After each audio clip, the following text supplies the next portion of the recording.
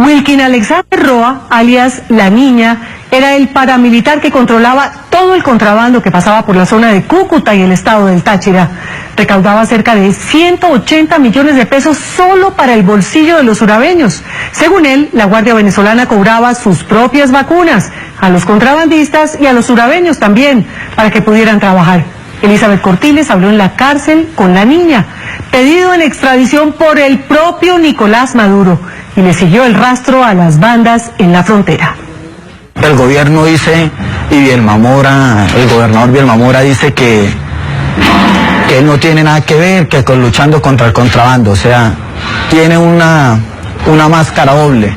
Esas gandolas, si el gobierno mira todos sus libros y todo, ¿quién firmaba las gandolas para entrar a Ureña? Era el gobernador Bielma Mora, era el que firmaba las gandolas. ¿Quién firmaba para poder entrar? El encargado, un general del Rey de San Cristóbal, el encargado, un general del SADA de San Cristóbal.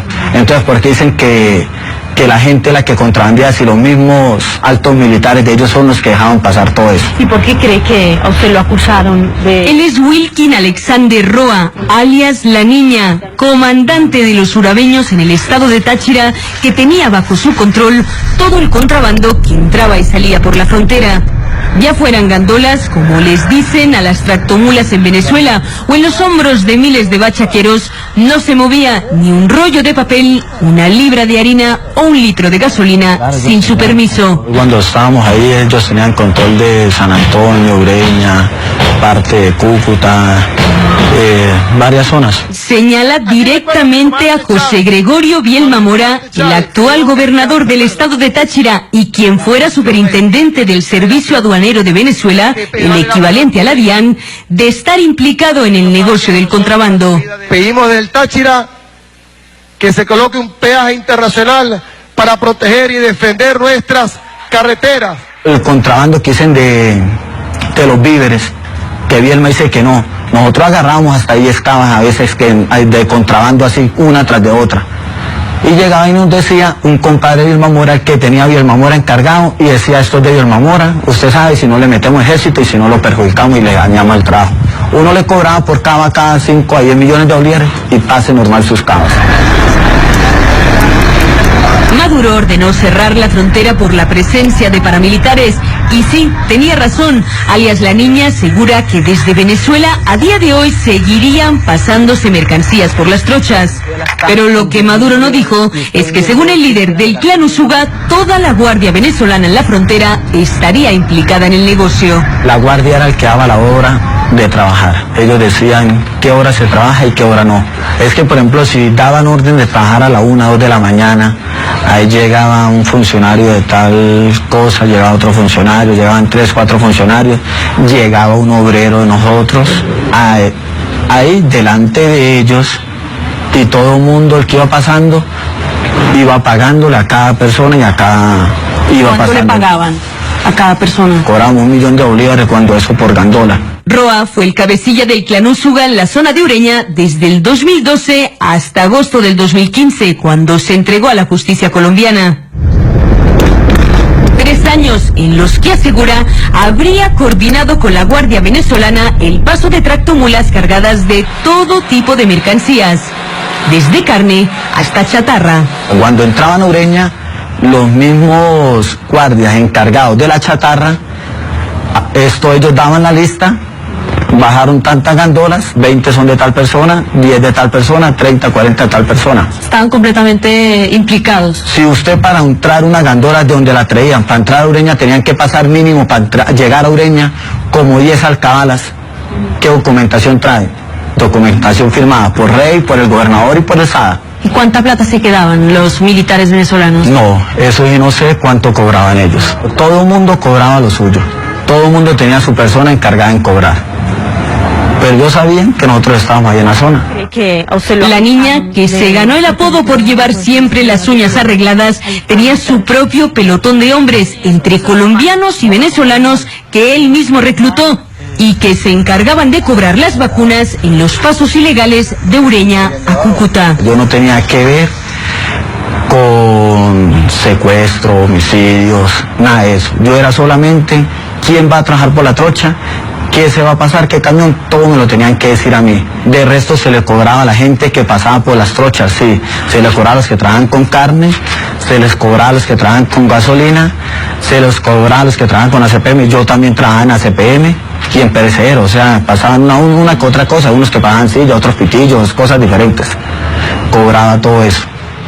Pero Roa no siempre controló la frontera. Durante año y medio estuvo a las órdenes de Ciprián Manuel Palencia González, alias Visaje, hasta que fue detenido en noviembre del 2003 en España, cuando diseñaba una nueva ruta para el narcotráfico para los surabeños. En el momento que nosotros estuvimos no habían ladrones, no había gente, o sea, no habían vendedores de droga en Ureña, ¿no? Y yo, por ejemplo, ahí llegaba y hacía de esta forma.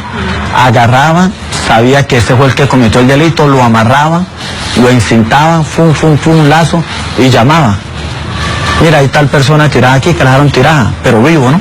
Y ellos llegaban y le dejaban un papelito por qué era y de qué estaba incriminado. Eso lo hacía yo. Wilkin Alexander Roa decidió entregarse a la justicia en Cúcuta para evitarse un mal mayor. En Colombia solo lo acusan de concierto para delinquir y su condena podía ser de 8 años de cárcel. En Colombia tienen un listado los que pertenecieron a las autodefensas. Ahí pueden mirar, verá que yo no pertenezco a eso. En Venezuela su cabeza tiene un precio más alto. Roa está acusado de secuestro, extorsión y el asesinato de 13 jóvenes de Ureña encontrados en varias fosas comunes. Esos homicidios, ¿quiénes son? Esos homicidios son puros urabeños que se agarraban entre ellos mismos para pelearse entre ellos mismos en la zona y son pura gente de ella. Eso no es más nadie. Y los otros que dicen que hay en otra finca, era la finca Carevieja, que todo el mundo lo sabe, la ley la sabe. La ley sabe cuando le hizo una enredado a él, la ley le llegó a su finca. O sea, ¿por qué me meten eso a mí si saben que la finca es de Carevieja? Eso es lo que yo no entiendo, ¿por qué me meten a mí esos muertos y viendo que la finca es de los... ¿Usted teme que lo extraditen? Temo que me extraditen porque en Venezuela no hay garantías ni hay derechos humanos. Y se lo digo porque yo, trabajando con el contrabando, pasábamos los camiones y si ellos necesitaban positivo, agarraban 2, 3 colombianos que iban con una bolsa de mercado y decían que eran bachaqueros y los metían presos.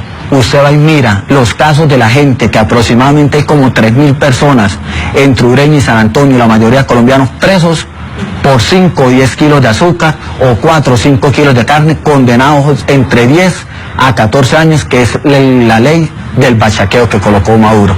Lleva casi 5 meses en la cárcel de La Picota de Bogotá, pendiente de juicio, y el mismo presidente Nicolás Maduro pidió su extradición.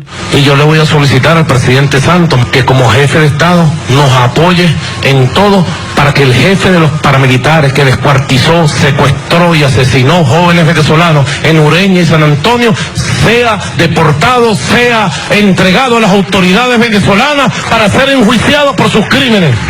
Durante décadas, el paso entre Colombia y Venezuela habría sido un canal abierto al crimen organizado que con la crisis fronteriza los dos gobiernos se comprometieron a combatir.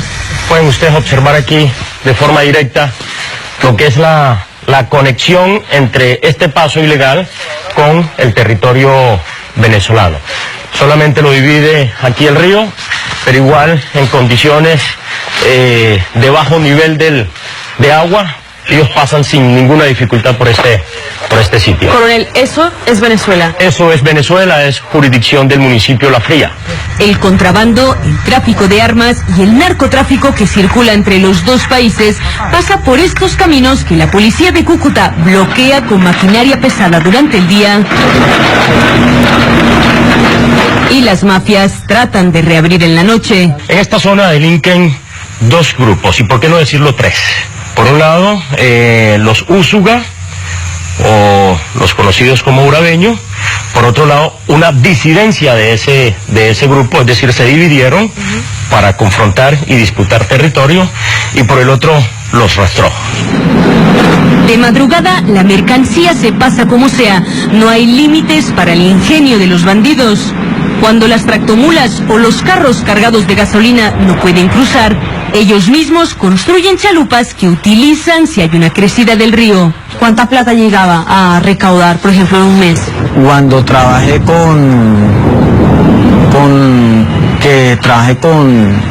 Con visajes aproximadamente recogía entre 150 a 180 millones de pesos al mes. ¿Y eso se lo quedaban ustedes todo? No, yo lo entregaba a él, que era el comandante principal.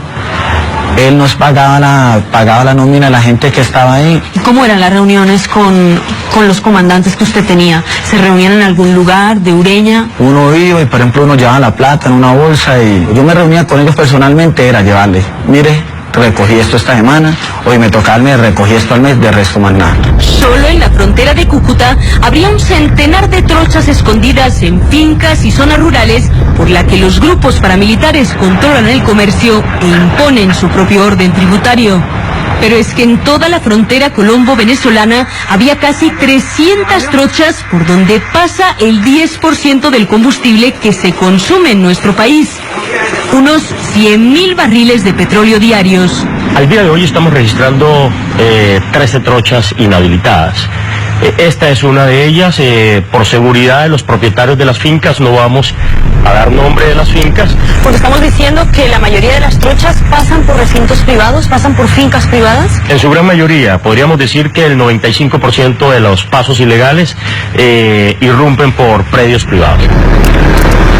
Y es que el contrabando es tan escandaloso que en un solo operativo la policía llegó a interceptar por una de estas trochas 13 toneladas de carne que iban a ser vendidas en los mercados de Cúcuta. Hay algunas coordinaciones que venimos haciendo con el Ejército y la Guardia Venezolana para mantener un control total de estas líneas fronterizas. Es la única forma de hacerle frente al contrabando. No sirve de nada que se controle de este costado y no haya control al otro. Pero es que se trata de un negocio ilegal demasiado rentable. La mercancía que llega de Venezuela se vende por un precio 10, 15, 20 y hasta 50 veces más alto que el de origen. Para el cabecilla de los urabeños, la Guardia Venezolana siempre ganaría, tanto si contrabandean ellos mismos como por las vacunas que cobrarían a los que pasan. Y no solo eso, asegura que habría generales cobrando grandes impuestos a las mafias para dejarlos trabajar en la frontera. Estaba cobrando 30.000 bolívares fuertes, o sea, eso aproximadamente sale siendo como estaba el bolívar en ese tiempo, a 7 salían siendo 21 millones de pesos. ¿Por cada pasada? No, por un arreglo al mes. Yo le dije que no, porque me estaba cobrando demasiado. El general actualmente trabaja con los urabeños. Usted les dijo, Antes de entregarse, la niña cuenta que se negó a pagarle lo habitual a los militares venezolanos y vincularía las últimas acciones policiales contra los urabeños en San Antonio y Ureña al incumplimiento de su trato. Porque el general, si actúa entre Ureña y San Antonio, no actúa en Guaramito, que hay aproximadamente en el lado venezolano como 100 personas uniformadas y todo, que yo iba a las reuniones uniformados con fusiles de alto calibre, 7.62, 5.56 de diferentes calibres, acá, Galil, FAL, R15, hay como 100 personas ahí con ametralladoras, cargan, y nunca han agarrado a nadie y esa gente está ahí estándar, porque el general está trabajando con ellos y no le interesa meterse allá.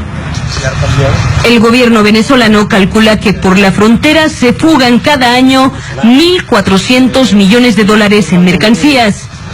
Y aunque alias La Niña continuará quietecito, encerrado en la picota, el negocio multimillonario del contrabando seguirá andando por las trochas.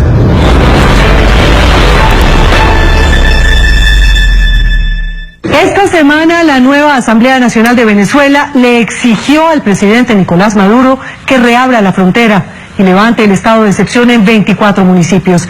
Según ellos, la medida no ha dado resultados.